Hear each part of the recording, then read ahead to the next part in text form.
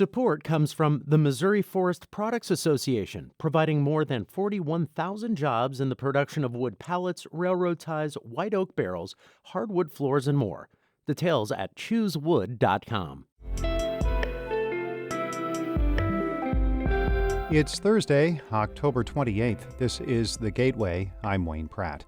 The St. Louis Art Museum's new director wants to be sure the 142-year-old institution can change with the times. It has been an incredibly difficult and challenging time for everyone, including museums.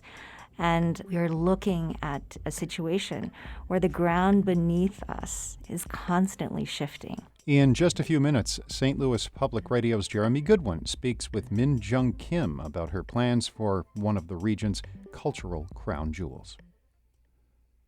The latest effort to revive the Loop Trolley has failed. The East-West Gateway Council of Governments yesterday rejected a plan to accept a more than $1 million federal grant to restart the 2.2-mile route.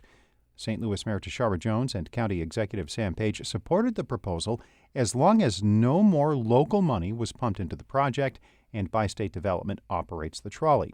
St. Clair County Executive Mark Kern opposed that idea. From all appearances, it's going to be a loser.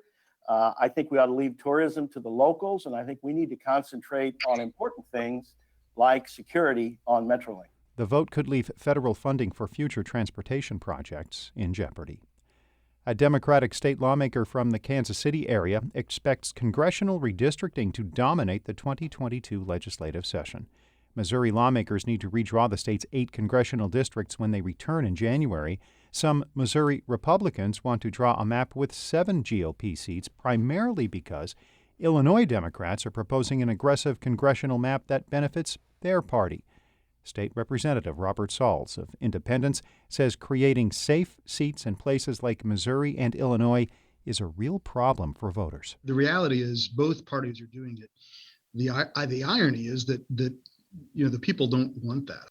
I don't like I think districts should be competitive. Sauls was a guest on Politically Speaking. The episode is posted at stlpr.org. An effort is being launched to measure air quality near churches in communities of color. Metropolitan Congregations United hopes it will reduce the environmental risks facing Black St. Louisans. St. Louis Public Radio's Andrea Henderson reports. Roger Burton is pastor of New Northside Missionary Baptist Church. He says nearly 2/3 of his members suffer from asthma or know someone with a lung condition. Burton says air pollution in North St. Louis is partly to blame. Metropolitan Congregations United aims to help through its community-based air quality program. Researchers will place monitors at churches to measure ozone levels and other pollutants. Burton says Black people need to call for an end to air pollution that harms their communities. This fight is not for any one segment of the population. This is us too. So in addition to all the other things we're lifting up, criminal justice reform, this needs to be right up there. The program will launch next month. I'm Andrea Henderson, St. Louis Public Radio. A 31-year-old Highland man has been charged with first-degree murder in the deadly shooting of a Pontoon Beach police officer at a gas station. Scott Hayden was arrested following Tuesday's shooting of 36-year-old Officer Tyler Timmons. Madison County State's Attorney Tom Haney says Hayden was being held without bond yesterday in the Madison County Jail. Hayden also faces several other charges, including unlawful possession of weapons by a felon and possessing a stolen firearm. Timmons was shot at a gas station along Route 111.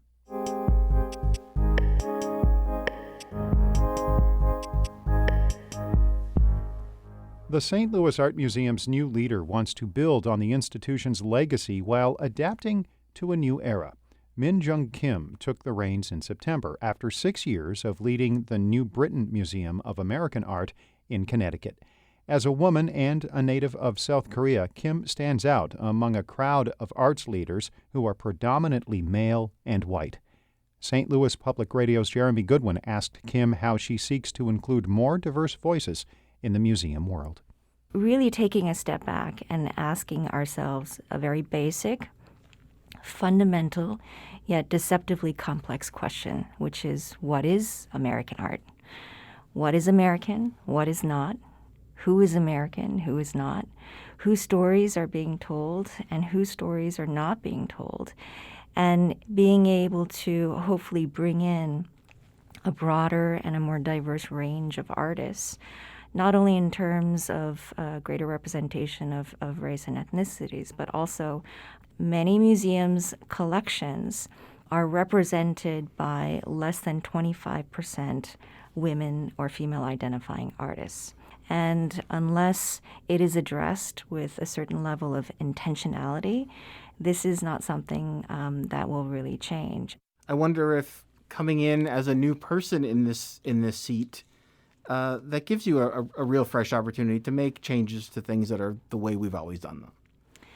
Yeah, and I have to say, on the one hand, I was indeed very curious as to whether this was the type of an institution having its 142-year-old long and distinguished history indeed open to change. But I have to say, my initial first impressions is, on the one hand, I'm not sure if change is exactly the right word. In other words, there's nothing really wrong with this museum. It's an extraordinary museum. So it's less about change that is needed, but rather a continued adaptation to our times. It has been an incredibly difficult and challenging time for everyone, including museums. And the St. Louis Art Museum has been very fortunate, but at the same time, we are looking at a situation where the ground beneath us is constantly shifting. So if anything, it's really about trying to continue to keep our ear to the ground, listen to our constituents, understand the changing needs of our visitors and the cultural landscape as a whole. And I do want to acknowledge you're the first woman to lead this institution in its 142 years, first person of color hired in a permanent fashion, first immigrant to lead the institution. Is there room at the staffing and the management level to include more voices that have not been a part of the decision-making?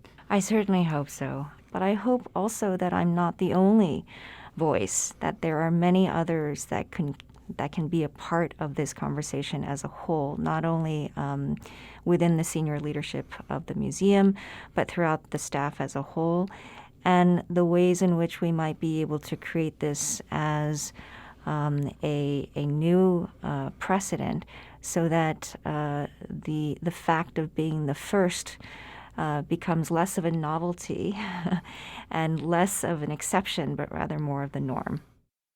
Something in the news this week and last week, the Art Institute of Chicago completely revamped their docent program with the idea that you end up having a very particular demographic tends to be docents, which is older white women of means who, for instance, can volunteer on a Tuesday afternoon. Is that something the museum might look at?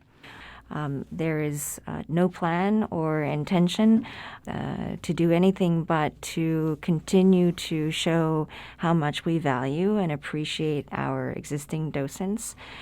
I think it's less about how do you make our circles of engagement smaller, but how do you make them more expansive and even wider to include more individuals and more diverse perspectives. That's St. Louis Art Museum Director Jung Kim speaking with St. Louis Public Radio's Jeremy Goodwin. Our David Casares edited that report. Shula Newman is the executive editor of St. Louis Public Radio, a listener-supported service of the University of Missouri-St. Louis.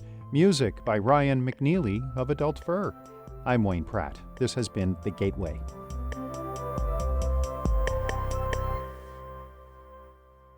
Support comes from Missouri Forest Products Association, committed to sustainable and sound conservation of the state's forests, which support more than 41,000 Missouri jobs, resulting in a $10 billion industry. ChooseWood.com.